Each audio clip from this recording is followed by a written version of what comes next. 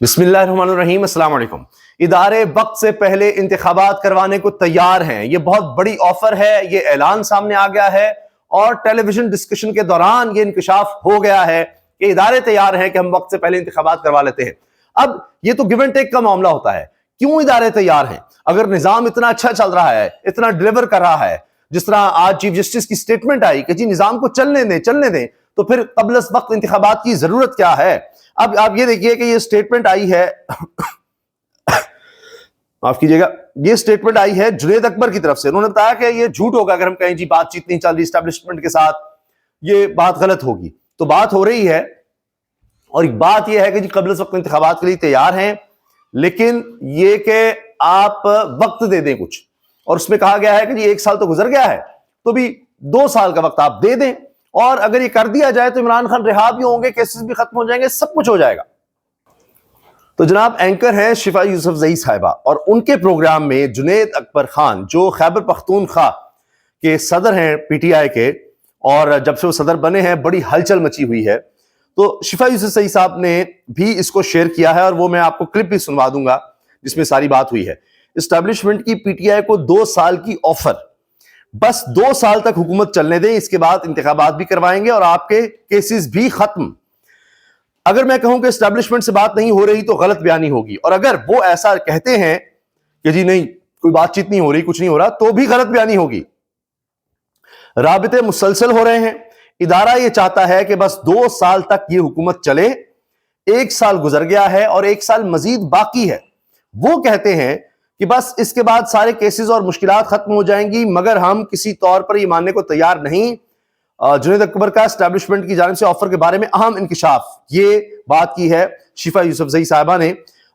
جو جنید اکبر کہہ رہے ہیں وہ بھی میں آپ کو سنوا دیتا ہوں۔ کہہ رہے ہیں جی سال گزر گیا، 2 سال اور برداشت کر لیں۔ ابھی تو ادارہ خاموش ہے نا جنید صاحب، آپ لوگ لیٹر لکھ رہے ہیں لیکن وہ آگے سے بات نہیں کر رہے، وہ انگیجمنٹ نہیں چاہ رہے۔ نہیں انگیجمنٹ، یہ تو اگر میں بھی کہوں غلط بیانی کر رہے، وہ بھی کہ وہ بھی غلط بیانی کر رہے، رابطے ہوتے ہیں مسلسل ہوتے ہیں، رابطے ہو رہے ہیں مسلسل ہو رہے ہیں، تو یہ غلط بیانی کو میں کہوں جی کوئی بات نہیں ہو رہی، کوئی بات چیت نہیں ہو رہی۔ تو ہاں دونوں طرف سے ہوتی ہے، رابطے ہوتے ہیں، ڈائریکٹ ہوتے ہیں، انڈائریکٹ ہوتے ہیں، یہ رابطے مسلسل ہوتے ہیں، اور ڈائریکٹ ہوتے ہیں، انڈائریکٹ ہوتے ہیں، رابطے مسلسل ہوتے ہیں۔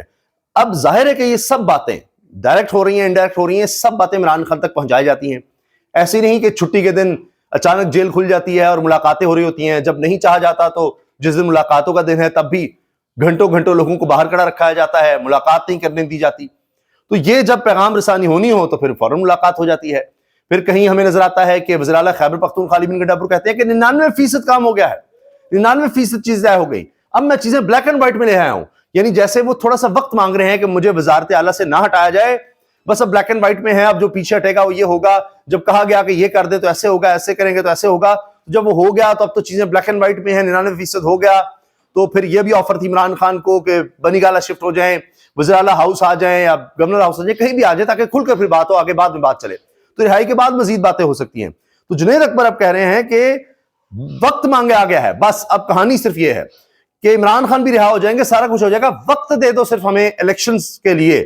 9 مئی سے پہلے بھی ہوا، 9 مئی کے بعد بھی ہوا۔ تو ان رابطوں کی بنیاد کیا ہوتی ہے؟ کس بات پہ بات ہوتی ہے؟ بات جو ہماری جو ابھی سیم صاحب نے بات کی کہ کوئی کہہ رہا ہے، وہ کہہ رہا ہے کہ 1% باقی رہ گئی تھی، کوئی 2% کی بات کرے، تو 1% ہے یا 2% ہے یا 100% ہے، بات یہی ہے کہ یہ جو 1% 2% رہ گئی، یہ علی بن گنڈا پور کا حوالہ دے دے کہ جی کوئی کہتا ہے اتنی بات رہ گئی تھی، اتنی بات رہ گئی تھی، کیونکہ شفا یوسفزئی صاحبہ نے سوال کیا کہ بات چیت ہوتی کس بارے میں ہے جب اسٹیبلشمنٹ سے بات ہوتی ہے؟ ادارے اور حکومت یہ چاہتی ہے کہ یہ سسٹم 2 سال تک مزید چلے، اسی پہ ہم ادارے چاہتے ہیں کہ 2 سال تک سسٹم مزید چلے، 2 سال مزید چلے، 1 سال گزر گیا، 2 سال اس کو اسی سسٹم، پھر کیا مڈ ٹرم الیکشن؟ وہ کہہ رہا ہے کہ پھر میں یہ ماننے کو تیار نہیں، ورنہ کیسز بھی ختم۔ وہ کہتے ہیں ہم 2 سال بعد الیکشن کروا دیتے ہیں، لیکن کہہ رہے ہیں ہم یہ ماننے کو تیار نہیں ہیں، یہ بات ہم ماننے کو تیار نہیں ہیں۔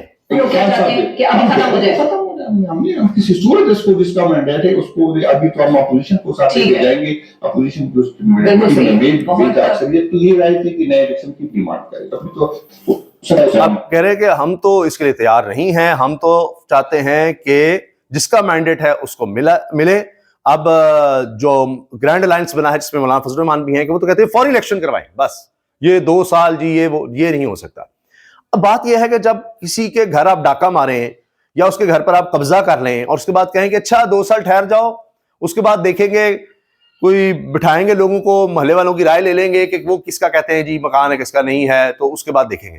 بھائی لوگ رائے دے چکے, تو فارم 47 کے ذریعے آپ نے قبضہ جمایا, تو یہ کیا بات آپ کہیں جی ہم بیٹھے رہتے ہیں جی 2 سال. اور کیوں بیٹھے رہتے ہیں؟ پچھلے 3 سال سے بیٹھے ہوئے ہیں. اب 3 سال تو ان کو ہو چکے ہیں موجودہ سسٹم کو, یہ ڈیلیور نہیں کر رہا, اس لیے کہہ رہے ہیں تھوڑا سا وقت اور دے دو. انہوں نے یہی کیا, خیبر پختونخوا اور پنجاب میں اسمبلیاں تحلیل ہونے کے باوجود الیکشنز نہیں کروائے, آئین توڑ دیا کہ جی ابھی ہم ہار جائیں گے. اب ان کو یہ ڈر ہے کہ اب کروائیں گے تو ہار جائیں گے. میں آپ سے عرض کرتا ہوں کہ یہ کبھی بھی الیکشنز فری اینڈ فیئر نہیں کروانے کی کوشش کریں گے, اس لیے کہ یہ جب بھی کروائیں گے ہار جائیں گے. ان کو پتا ہے, یہ ان کو آخری باری نظر آ رہی ہے. اب ان کو یہ ہے کہ یہ موجودہ سسٹم میں اپنے لوگ جتنے ہو سکتے ہیں, ججز بھی اپنے بھرتی کر لیں, الیکشن کمیشن بھی اپنا, ادارے بھی اپنے, ساری جگہوں پر اپنے لوگ ہوں, پھر الیکشن دوبارہ ہوں, پھر شاید ہم کچھ یہی حربے جو ہیں, یہ 65-64 جو ہم نے دھاندلی کے نئے طریقے ایجاد کیے تھے, مزید کچھ ایجاد کر لیں گے اور اس کے ذریعے الیکشن کرا دیں گے, تو شاید دوبارہ یہ سسٹم ہو جائے گا. ایسا ہوا نہیں کبھی, دنیا کی تاریخ تو چھوڑ دیجئے, پاکستان کی تاریخ میں بھی نہیں ہوا.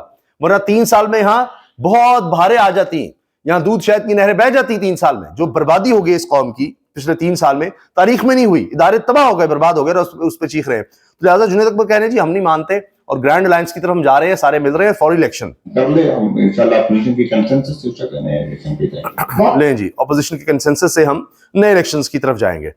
اب جب کوئی سچ بول دے تو دیکھیے سچ کی کیا طاقت ہوتی ہے, کہ وہ جو کہتے تھے نا ایاز صادق صاحب, پسینے چھوٹ رہے تھے, وہ جنرل قمر جاوید باجوہ کے ٹانگیں کانپ رہی تھیں اور یہ ہو رہا تھا وہ ہو رہا تھا. اب ایاز صادق صاحب کہتے ہیں جی یہ کیوں اسلام آباد ہائی کورٹ کے ایک جج نے کہہ دیا کہ جی یہ پارلیمنٹ ادارے یہ زمیں بوس ہو چکے ہیں, کلیپس کر گئے ہوئے ہیں. بھائی کلیپس ہے تو 26ویں آئینی ترمیم آئی ہے, لوگوں کو اغوا کر کے کس طرح سے کیا کیا کیا گیا ہے, یہ کلیپس کر گئے ہیں, تو تبھی سب کچھ ہمارے سامنے آ رہا ہے نا. ساری دنیا یہ کہہ رہی ہے, IMF آ رہا ہے, وہ آپ کی جوڈیشل سسٹم اور دیگر چیزوں کو دیکھ رہا ہے. کلیپس اور کیا ہوتا ہے کہ ایوان میں بیٹھے لوگوں کی تنخواہیں بڑھ رہی ہیں اور باہر لوگوں کی قوت خرید ختم ہو رہی ہے, کشتیوں میں جا جا کر لوگ مر رہے ہیں, تو اور کلیپس کیا ہوتا ہے.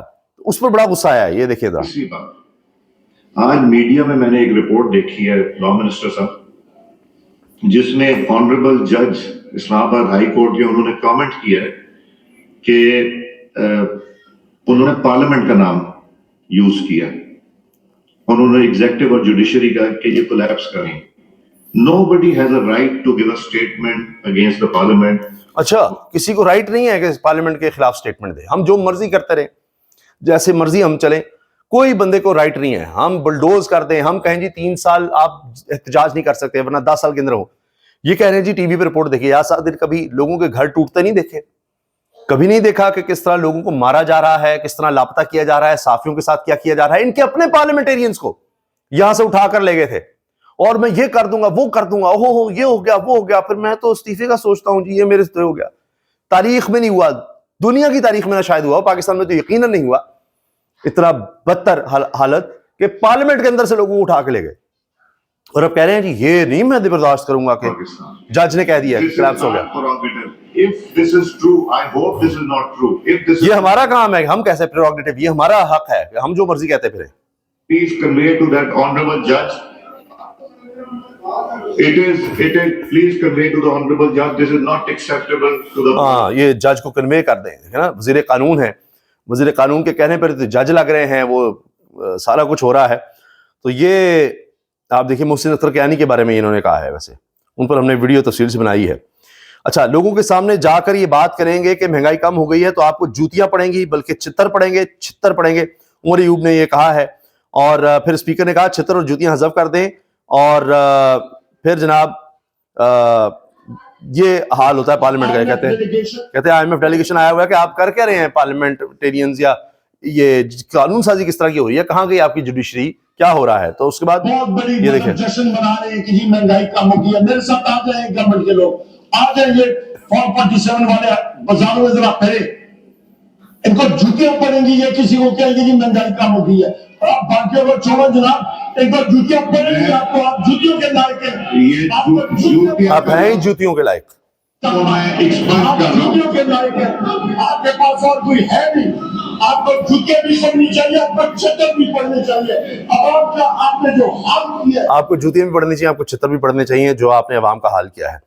اچھا اب یہ دیکھیں یہ پیغامات تو پہنچ رہے ہیں، حتیٰ کہ ٹرمپ کی میز پر بھی جناب خط آ گیا ہے، کیونکہ خط بھیج دیا گیا ہے کانگریس مین کی طرف سے، یہ تو نہیں ہو سکتا کہ اب یہ ٹرمپ کو نہ پہنچے. یہ خط تو خیر پاکستان بھی بھیجا گیا ہے جو ولسن کی طرف سے، کہ آرمی چیف کو کہا گیا اور صدر کو اور وزیر اعظم کو کہ عمران خان کو رہا کرو. اب انہوں نے پریزیڈنٹ ٹرمپ کو لکھ دیا ہے اور سیکرٹری خارجہ کو اپنے مارک روبیو کو بھی خط لکھ دیا کہ جی عمران خان کو رہا کروائیں. یہ جناب اب وہاں پر پہنچ گیا ہے. تو میں نے آپ سے عرض کیا تھا کہ ریڈار پر تو یہ معاملہ ہے اور آنا ہی آنا ہے. تو اب یہ آ چکا ہے ٹرمپ پر، اور آپ دیکھیے پیغامات بھی پہنچ رہے ہیں، اس کی بھی تصدیق ہو رہی ہے. معاملہ پھنسا ہوا ہے عمران خان کی خاموشی پر کہ وہ خاموش ہو جائیں. دوسرا یہ کہ قبل از وقت انتخابات پر مان جائیں، فوری کو چھوڑ دیں، اس کو سسٹم کو جیسا بھی سسٹم ہے اس کو کچھ عرصہ چلنے دیں تو رہائی بھی ہو جائے گی، سارا کچھ ہو جائے گا. آپ کمنٹ سیکشن میں اپنی رائے کا اظہار کیجیے، کیا عمران خان کو یہ باتیں مان لینی چاہیے؟ اللہ حافظ.